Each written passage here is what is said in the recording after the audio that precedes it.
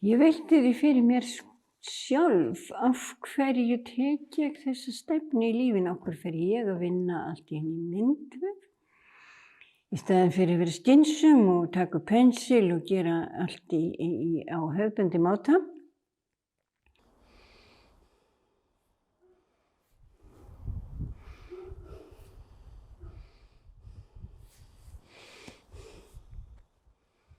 Þetta var viss lífsreynsla líka þarna að vera á borgarjaðrinum. Ég er jaðarsbarn, tilheyri hvorki alveg borgin eða bænum sem að kannski rétt að segja, heldur ekki sveitinni.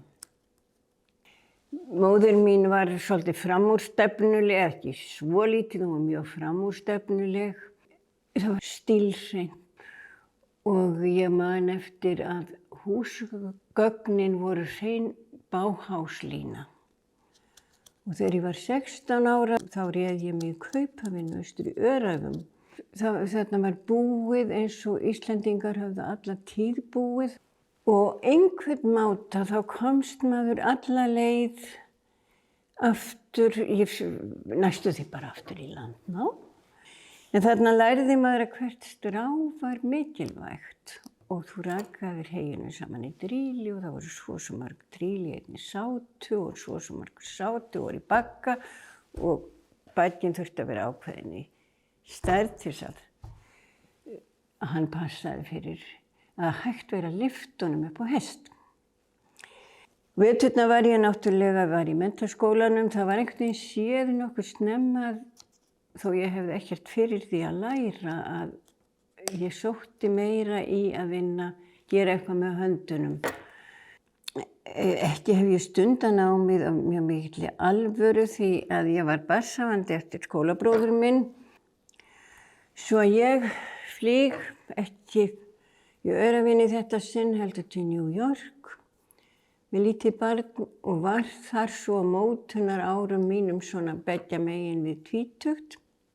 Við gátum komist af í Ameríku þar sem hann komst af í háskóla og fékk styrk. Hann var að læra stærðfræðimaðurinn minn og barnsfaðir minn og hann lendir svo í þeirri kynslóð sem að þróa tölvuna. Þá voru þetta miklu umbrotatímar í Ameríku og það var gífurlega spennandi að fara niður til New York. Þetta var allt í bullandi fjöri. Ég dvaldi þarna í 7 ár og vissi það þegar ég kom heim að ég hafði verið inni í framtíðinni. Þarna voru konurnar að byrja að stíga fram, það var ekki komið virkileg hreyfing.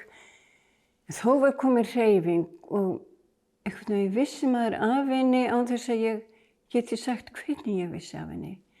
Þetta var næstum eins og hvískur í skógi. Nú allt þetta kom ég með í farteskinu heim. Sest svo í myndlist- og handíðaskólann. Ég kem heim frá Ameríku 63, svo kemur stúdentabyltingin 68. Þá ég svona að skríða út úr myndlist- og handíðaskólanum. Svo fékk ég aðeins að skreppa til Edinborgar á eftir og ég lærði þar meira. En eftir að ég kem heim þá kynnist ég þessari kvennahreyfingu, það var 1970. Þá var svona ákall til kvenna hvort við vildum ekki hittast og gera eitthvað í okkar málum. Og hugsaði mér strax einhvern veginn ef ég ætla að tolla inn í þessum félagsskap þá vil ég hafa einhver áhrif.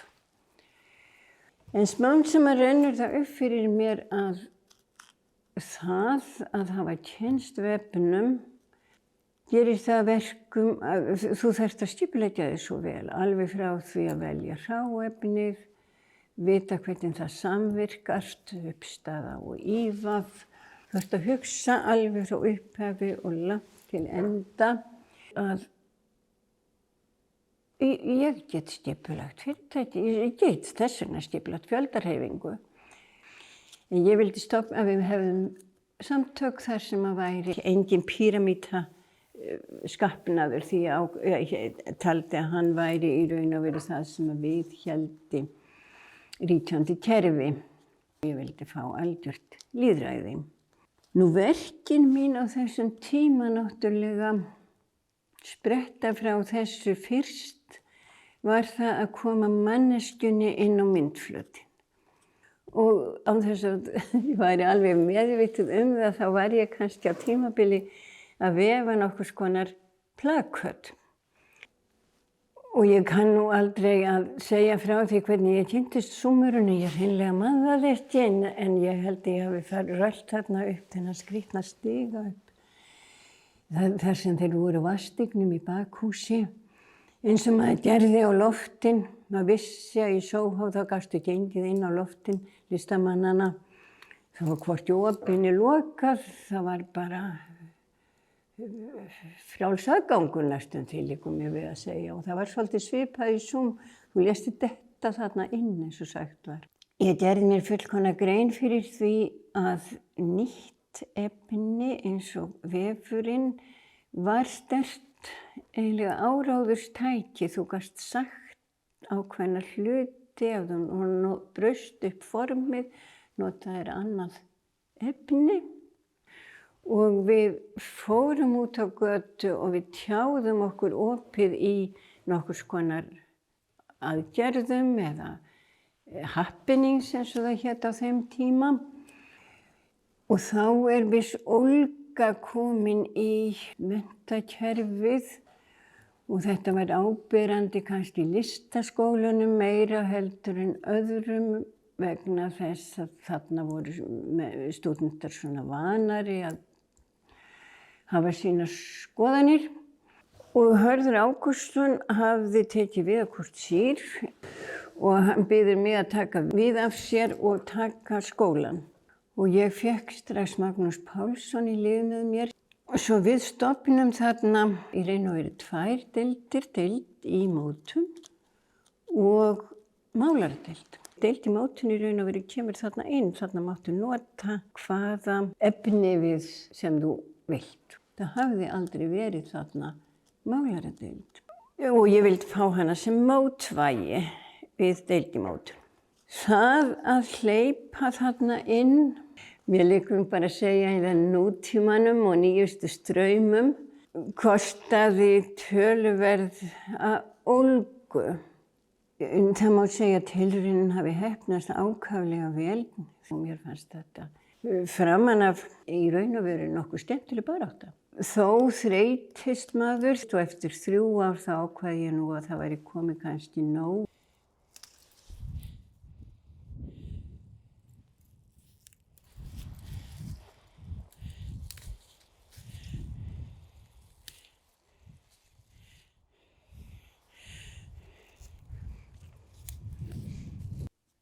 Þú verður að lifa með umhverfinu þínu og ég velti því heilmikið fyrir mér sem ég veit að ég hafði reyndar úr bernskunni líka.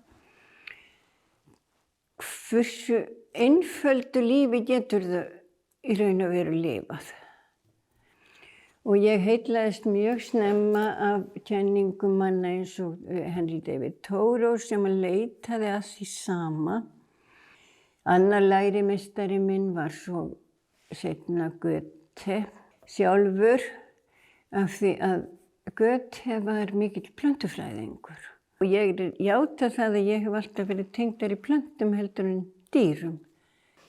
Í raun og veru tengdi ég plönturnar fólki meira heldur en gjörðum. Ég sá í nemendum til dæmis þegar maður var í skólanum og var að kenna og svona, ég sá alltaf nemendurnar eins og mismunandi plöntur. Sumar blómstra mjög snemma, blómstra alltaf og aðrar eins og fífillinn opna sig bara blómið þegar sólin skín, aðrar eins og kaktusur og stinga alltaf, sumar blómstra einu sinni á ævinu og þá ægifögur blómstri. Hvert leitum við ef þú ætlar að skapa þér menningu? Þú leitar til náttúrunnar, hún uppspretta alls. Svo það sem ég geri náttúrulega verður alltaf samofið við hana Og þegar ég svo flyt úr bænum og flyt aftur í náttúruna þá bý ég þarna niður við Ölfusá, það er svona opið svæði fyrir framan fjallið, það er bakliðin, Ingólfsfjallið. Ég reyna að tengja mig eins vel eins og ég get náttúrunni sjálfri. Sko konur þurfa í raun og veru núna að skapa sér nýja menningu.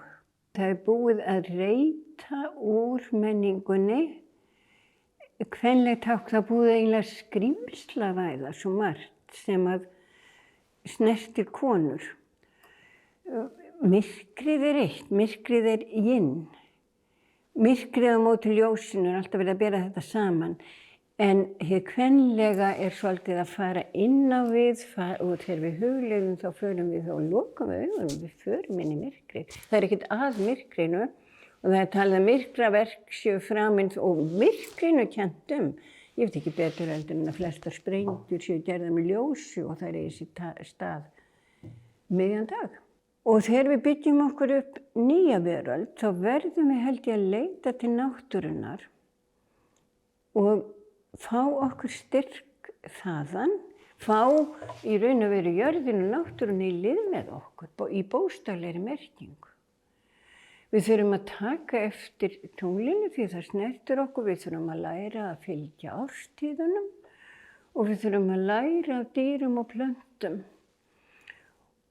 Og í staðinn fyrir að vera eitthvað örvend eða væla þá eigum við að sjá hvað þetta er stórkostlega merkileg staða að vera á, að vera kona núna og eiga í raun og veru að þurfa að horfa í kringum sig og segja hvernig ætlum við að byggja upp okkar eigin menningu og okkar eigin framtíð. Það er magnað.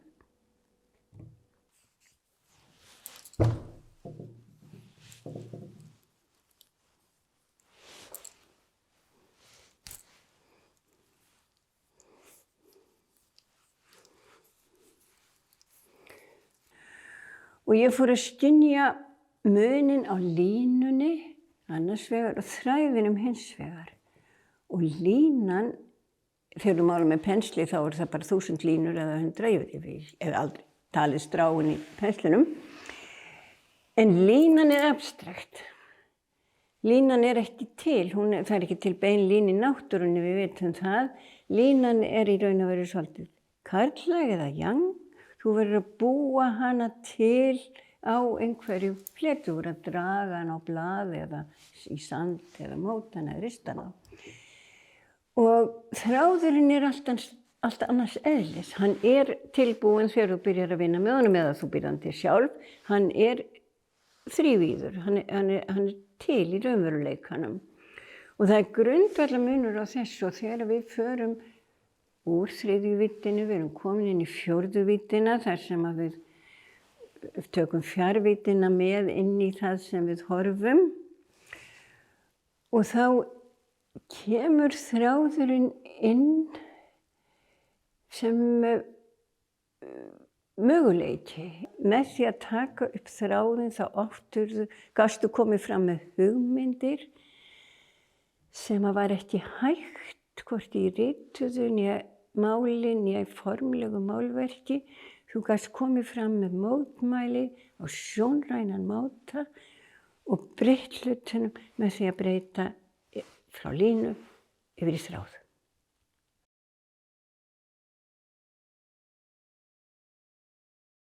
Og ég hef haldið því fram að við förum að vefa fyrst og síðan förum við að skrifa niður. Textíll er latína og þýðir að vefa. Textúra, það er að segja áferð, kemur þarna inn og svo kemur annað skemmtilegt orð sem heitir texti. Sem að vísar alls ekki í vefna, það vísar í skrif. En texti, ef við notum það tungumál, það er alltaf einhver sem er samfella. En svo þegar þessu stórkostlega tímabili bókarinnar, ég er ekki að segja þessu lokið, en við erum kannski farin að sjá það svona renna svolítið sem heild, við erum að fara aftur inn í myndrænan heim. þegar að talað og vitnað í texta, þá ótrúlega oft vitnað í vefinn. Við segjum að það uppistaða í sögu og við tölum að það vindur fram sögunni, alveg eins og vindur fram í stólnum. Og þessi uppistaða þarf að vera í öllum textum, alveg eins og hann grundvallandi í vefnum. Og svo höfum við rauða þráðinn sem gengur í gegn, hann alltaf rauður og það gerist bæði í sögum og hann aðal skrautliturinn í vefnaði. Og við tölum alltaf söguþráð. Og til að gera myndverk þá þurfti að hafa vissa endurtekningu og þeir fundu það upp. Í Frakklandi að búa til gataspjald. Gat eða ekki gat.